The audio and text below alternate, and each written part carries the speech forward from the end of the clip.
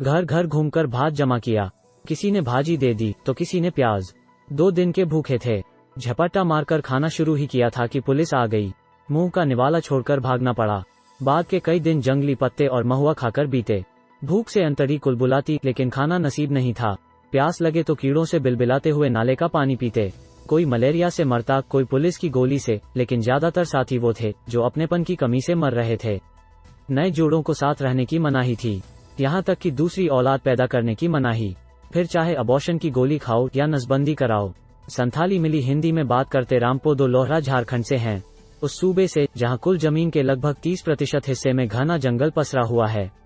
सूरज की रोशनी को ढांप देने वाले इन्हीं जंगलों में रामपोदो ने 10 से भी ज्यादा साल बिताए।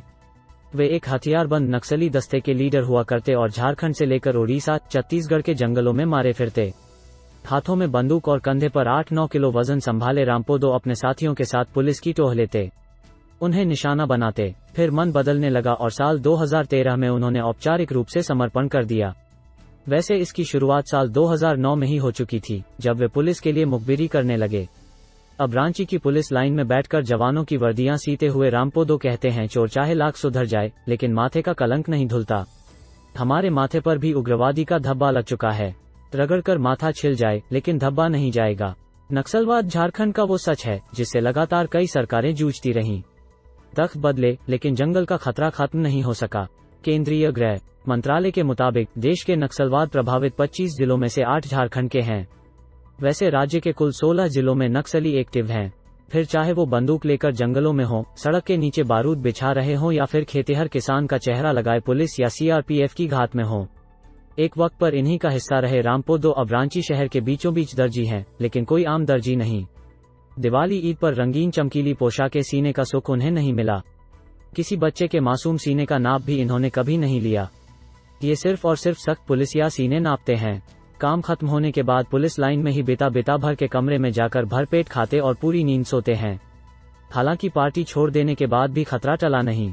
पहले पुलिस दुश्मन थी, अब नक्सली। वे जानते हैं कि ज्यों ही उन पर से पुलिस का साया हटेगा, नक्सली उनकी जान ले लेंगे। ये पुरानी ट्रेनिंग ही है जो खतरे के बावजूद वे बेखौफ बोलते हैं। पहले फोन पर, फिर आमने सामने। जब हमने उनकी तस्वीर और पता छिपाने की बात पूछी तो सीधे कहा, पुलिस के बीच रहने से बड़ी सुरक्षा क्या होगी। कभी इमरजेंसी में कहीं जाना भी हुआ तो पुलिस के जवान साथ रहते हैं, और अगर फिर भी मौत लिखी होगी तो मरेंगे ही। फॉर्मल शर्ट के साथ काले फ्रेम का चश्मा लगाए ये शख्स कहीं बाहर मिलता तो किसी दफ्तर का स्टाफ लगता। तने हुए कंधे में सालों की सख्ती की झलक, लंबे लंबे डग भरते पांव, तेजी इतनी कि आपको साथ दौड़ना पड़े। उम्र पूछने पर कहते हैं 65 के आसपास। बाल हालांकि एकदम काले और दांत अपनी जगह पर जमे हुए हैं। 15 अगस्त करीब है तो रामपोदो के पास खाली बैठकर बात करने की छूट नहीं। वर्दियां सिलते हुए ही वे गांव घर को याद करते हैं जो रांची से लगभग घंटे भर की दूरी पर है। तमाड़ थाने में आने वाला उनका गांव गूगल सर्च पर नहीं दिखता। NH 43 से होते हुए जब रास्ता पगडंडी और फिर जंगलों में बदल जाता है, वहीं से शुरू होता है रामपोदो का गांव। वे कहते हैं, छो जमीन थी हमारी, वो भी जमींदारों ने छीन ली। बाल बुतरू भूख से रोते, घरवाली दुख में जागती। तब नक्सली गांव आया करते थे, हाथों में बंदूक। आते तो सब के सब सहम जाते। तभी हमने फैसला कर लिया कि हम भी बंदूक उठाएंगे, लड़ेंगे, अपनी जमीन वापस लेंगे। तो जमीन वापस मिली? मेरे छोटे से सवाल का जवाब लंबी चुप्पी देती है। दोहराने पर बताते हैं, मिली, लेकिन किसी काम की नहीं। अब हम गांव जा नहीं सकते। कभी किसी मातम मौके पर जाते भी हैं तो घंटे 2 घंटे में लौटना होता है। साथ में हथियारबंद पुलिस रहती है। अकेले गांव जाएंगे तो मार दिए जाएंगे। तब हथियार ही क्यों छोड़ा? क्योंकि हथियार सिर्फ जान लेता है मैडम, कभी जीवन नहीं देता।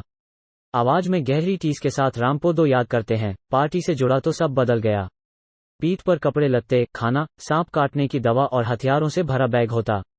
रात भर चलते और दिन भर यहां से वहां भागते। कई बार पड़ाव डालते भी थे तो सोना नसीब नहीं था। 2-2 घंटे जागने की ड्यूटी रहती ताकि पुलिस की आहट लग सके। कुत्तों की नींद सोते, कुत्तों की ही तरह जीते थे। सबसे खराब हाल नए जोड़ों का था। कमांडर शादी तो करवा देता, लेकिन साथ रहना अलाउ नहीं था। साथ रहेंगे तो प्यार बढ़ेगा, फिर पार्टी का काम ढीला होता जाएगा। तो शादी के बाद भी पति पत्नी को अलग अलग ग्रुप में रहना होता। आबादी बढ़ाने के लिए एक बच्चा जरूरी था, लेकिन उसके बाद नहीं।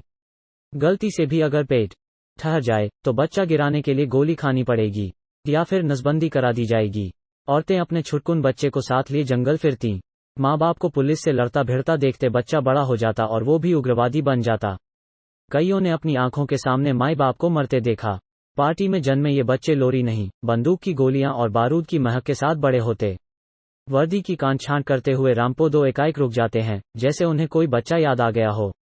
मशीन चलाते हुए दोबारा कह पड़ते हैं, सालों चलते चलते थक गया था। जो लोग पहले काका ताऊ कहते, गांव जाने पर उनकी आंखों में दहशत दिखने लगी। वे डरते थे कि मुझसे बात करेंगे तो पुलिस शक करेगी। आखिरकार मैंने पार्टी छोड़ दी। अब सब ठीक है। मेरी बात का छोटा सा जवाब आता है, कलंक तो लग ही चुका। इतने साल सिलेंडर किए बीते, लेकिन अब भी दबी जबान में लोग उग्रवादी कहते हैं। रामपोदो के घर से निकलते हुए दरवाजे पर धान की बालियों से बना झूमर दिखता है। ये आदिवासी परंपरा है जो नई फसल का उत्सव मनाती है।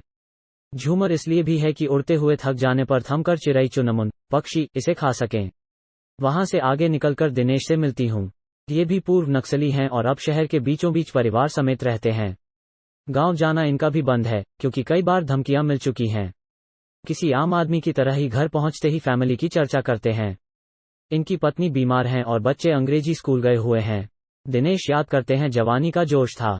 दूर से देखने पर लगता कि पार्टी में जाना बढ़िया रहेगा। AK-47 लेकर घूमेंगे और सब लोग डरेंगे। उम्र 14 साल रही होगी जब पढ़ाई छोड़कर नक्सली बन गया। ये साल 2000 की बात है। शुरू में लगता जैसे बिना पढ़े ही नौकरी मिल गई हो, लेकिन जोश ज्यादा दिन टिका नहीं। पुलिस की दबिश पड़ती तो ऐसे भागते कि कोई नाले में बहता, किसी का पैर टूट जाता। भागो वरना मार दिए जाओगे, हमें बस इतना पता था। जंगल में जितने पेड़ नहीं थे उससे ज्यादा खतरे थे। कहीं सांप फिरता, कहीं बिच्छू, और ये भी न हो तो जंगली हाथी घात लगाए होते। जैसे ही आपसे रास्ते टकराएंगे वो आपको खत्म कर देंगे। दिनेश से बातचीत जैसे किसी एडवेंचरस किताब को पढ़ना है। किस्से ही किस्से। एक रात पड़ाव डालकर हम सो रहे थे कि तभी सर्र की आवाज से नींद खुली। बगल में कटहल के पेड़ थे। मैंने थोड़ी सी आंख खोली तो देखा कि एक हाथी कटहल तोड़ तोड़कर खा रहा है। फटाक से आंखें बंद कर ली और मुर्दा होने का नाटक करने लगा। हाथी को अगर भनक भी लगती कि हम जिंदा लोग पड़े हुए हैं तो वो शायद हमला कर देता। उस रात जान तो बच गई, लेकिन दिल में कसक बैठ गई। ये भी कोई जिंदगी है? नरक है नरक। कितनी ही बार जोंकों से भरा पानी चादर से छानकर पीना पड़ा। महीने में एक आध दिन ही भरपेट खाना मिलता, वरना ज्यादातर तो खाता हुआ कौर निगलकर भागना होता था। सूखा भात मिले, चाहे खस्सी भात, हमारे पास चैन से बैठकर खाने का सुख नहीं था। सरेंडर करने के बाद की जिंदगी वो कैसी है? अब हम इंसान हो गए हैं, शहर में रहते हैं, बीमारी में दवा दारू करवा पाते हैं। मैं पढ़ नहीं सका, लेकिन बच्चे बढ़िया स्कूल जाते हैं। बस जान का खतरा बना रहता है। पास में ही पत्नी खड़ी थी। मैं इशारा करते हुए पूछती हूँ, आपको डर नहीं लगता? लगेगा क्यों नहीं, जानती होती तो शादी भी क्यों करती। हंसते हुए उधर से जवाब आता है। इंटरव्यू देने या फोटो खींचने की बात पर वो मना कर देती है। घर का भी कोई वीडियो नहीं बना सकती, क्योंकि रहन बसन जाहिर होने का खतरा है। मलाल से भरकर दिनेश कहते हैं, लोग बाल बुतरू को अपनी जवानी के किस्से सुनाते हैं। मैं डरता हूं कि मेरी कहानी सुनकर वे भी भटक न जाएं, जैसे एक वक्त पर मैं बहका था। डरता हूं कि कहीं वो हमारा पता न जान जाएं। बंदूक छूट गई, लेकिन डर रह गया।